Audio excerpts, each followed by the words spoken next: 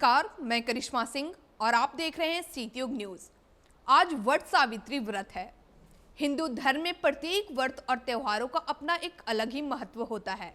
ऐसे ही व्रत और त्योहारों में से एक है वट सावित्री का व्रत। यह हिंदू धर्म का खास पर्व माना जाता है।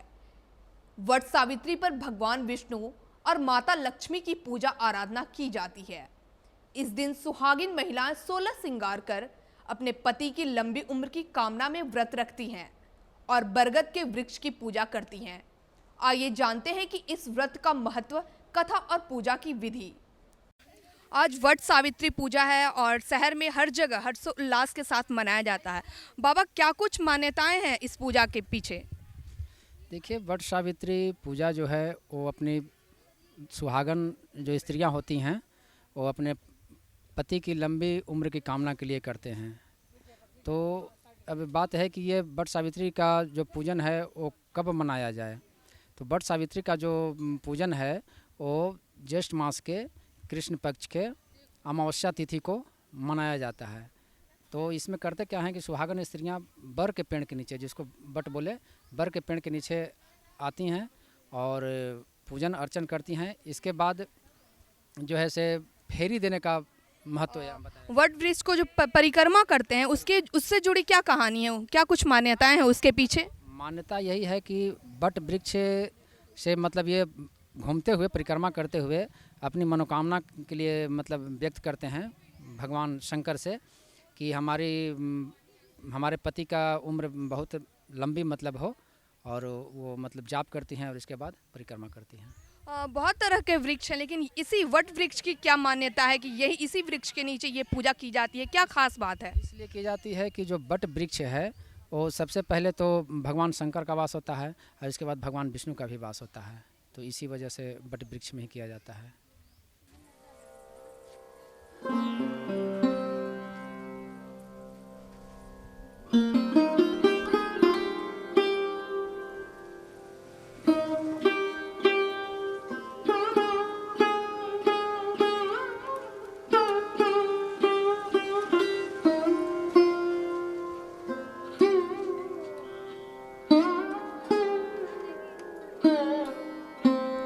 पुराणों के अनुसार वट वृक्ष में ब्रह्मा, विष्णु, महेश तीनों देवताओं का वास है, जिसके नीचे बैठकर पूजा, व्रत, कथा सुनने से सभी मनोकामनाएं पूरी होती हैं।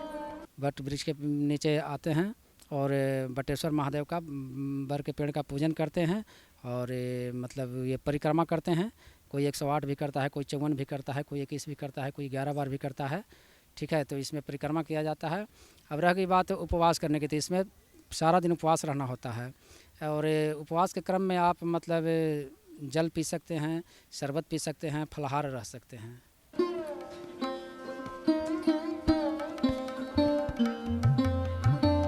वट वृक्ष को ज्ञान, निर्वाण एवं दीर्घायु का पूरक माना गया है। ऐसी मान्यता है कि यह व्रत सुहागन स्त्रियों के लिए बहुत ज्यादा महत्वपूर्ण है। बेना और दोना का उपयोग किया जाता है, उसकी क्या मान्यता है? उसके पीछे क्या कुछ खास वजह है? ये जितने भी हैं ये पति की लंबी उम्र की कामना के संबंध में बताया गया है। जो सुहागन स्त्रियां वट सावित्री व्रत करती हैं और बरगद के वृक्ष की पूजा करती हैं, उसे अखंड सौभाग्य का फल मिलता है और उसके सभी कष्ट दूर होते हैं। पूजा से क्या कुछ मान्यताएं जुड़ी हैं? कहते हैं सावित्री जो थी वो उनके पति, शादी के तुरंत बाद उनके पति का निधन हो गया था, तो वट सावित्री वट के पेड़ के नीचे ही वो मूर्छित हुए थे और वहीं पे वो जो सावित्री थी उनको अपने गोद में लेके और प्रण की थी कि नहीं, मेरे पति को तो मैं जिंदा वापस करके ही रहूँगी। तो उसी दिन से ये प्रथा चली आ रही है और सारी औरतें, सुहागन औरतें करती हैं वट सावित्री का पूजा कि उनके पति जहाँ भी रहे खुश रहे, उनकी उम्र लंबी हो, वो हमेशा साथ में रहे, सुख समृद्धि मिले।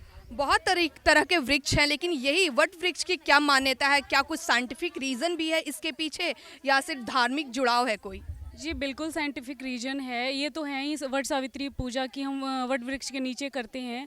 बट साइंटिफिक रीजन ये है कि ये जो वट वृक्ष है वो काफ़ी ज़्यादा क्वांटिटी में ऑक्सीजन छोड़ता है, इसीलिए कहीं ना कहीं हमारे कल्चर से जोड़ दिया गया है कि आपको पूजा के लिए वृक्ष चाहिए, वट वृक्ष चाहिए तो आप लगाएंगे ही, और जो एक पर्यावरण का संतुलन है वो बना रहे। ये एक साइंटिफिक रीजन है इसका। वट सावित्री पूजा क्यों मनाया जाता है, क्या खासियत है? आप लोग आज सावित्री पूजा बिहार का बहुत अच्छा पर्व है जो सारी स्त्रियां करती है अपने हस्बैंड के लंबी उम्र के लिए, और वो कामना करती है कि अब मेरा हस्बैंड जहाँ भी रहे सही सलामत रहे, पूरी ज़िंदगी साथ में रहे।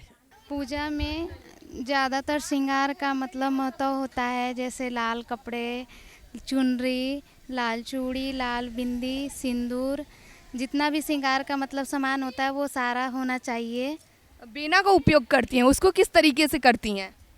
बेना का उपयोग उससे पहले पूजा होता है, उसके बाद अपना जो भी हो उस बेने से पति को भी पूजा किया जाता है।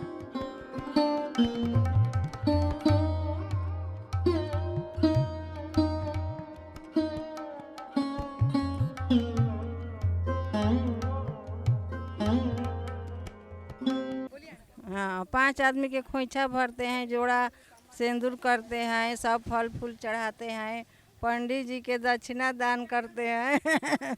ओम नारायणं नमस्कृत्यं नरं चैव नरोत्तमः देवी सरस्वतीं चैव ततो जयमुदीर्यते देव्युवाच प्रभासे संसिताया तु सावित्री ब्रह्मण प्रिया तस्या चरित्रते ब्रूहि देवदेवे जगत्पते ब्रह्म महात्म्यः संयुक्त मितिहारा समन्वितं पातिव्रत्यकरं स्त्रीणां महाभाग्यं महोदयम्।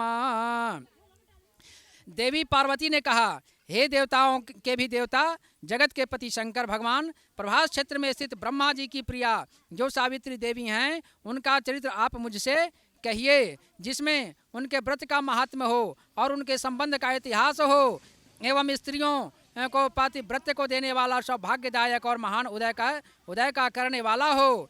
ईश्वरवाच कथ्यामि महादेव सावित्र्या चरितं महता प्रभास क्षेत्रं संस्थायां स्थल स्थाने महेश्वरी यथा चिरणं व्रतवरं सावित्र्यां राजकन्यया। तब शंकर भगवान ने कहा कि हे महादेव, प्रभास क्षेत्र में स्थित सावित्री के असाधारण चरित्र को मैं तुमसे कहता हूँ। हे महेश्वरी, सावित्री स्थल नामक स्थान में राजकन्या सावित्री ने जिस प्रकार से उत्तम वट सावित्री का व्रत का पालन किया, आसीन मंद्रे सुधर्मात्मा सर्वभूत।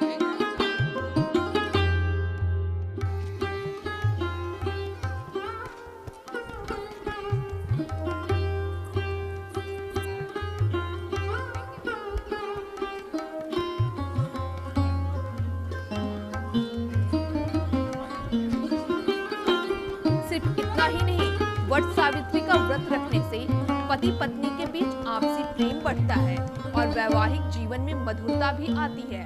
कहते हैं कि वट वृक्ष में कई रोगों का नाश करने की क्षमता होती है, इसलिए इस दिन वट वृक्ष की पूजा करना विशेष महत्व होता है।